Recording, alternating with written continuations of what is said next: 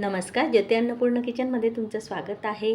आज मी बाप्पाच्या नैवेद्यासाठी बनवून घेतले मावा मोदक। गणेश उत्सवामध्ये मी 2 दिवस आधीच दूध आटवून खवा तयार करून ठेवलेला होता आणि त्या खव्यापासून खरं तर काला गुलाबजाम बनवायचे होते, पण गुलाबजाम बनवण्यासाठी तेवढा वेळ नव्हता म्हणून मी त्या खव्याचेच मोदक बनवून घेतले। तर साधारण पाव किलो मोठी वाटीभर हा खवा होता। त्याच्यामध्ये मी अर्धी वाटी साखर टाकली आणि साखर विरघळेपर्यंत कढईमध्ये गॅसवर चांगलं परतून घेतलं। फक्त 5 ते 6 मिनिटं हा गोळा एकसारखा तयार होईपर्यंत परतून घेतलं आणि थोडंसं थंड झाल्यावर हा गोळा कणिक मळतो अगदी त्याच पद्धतीने हाताने व्यवस्थित मळून घेतला, म्हणून अगदी मऊसूत असा हा गोळा तयार झालेला आहे। त्याचे आता आपण छोटे छोटे मोदक तयार करून घेणार आहोत। त्याच्यासाठी मी इथे हा मोदकचा छोटा साईजचा साचा घेतला। हा मावा मोदक हाताने देखील चांगला बनवला जाईल, पण साच्याने बनवला तर रेडीमेड मोदकांसारखा दिसायला सुंदर दिसतो आणि पटापट देखील तयार करता येतात।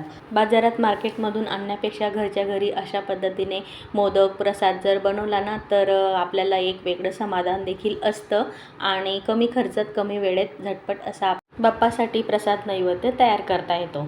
तर बघू शकता किती छान असा मोदक तयार झालेला आहे।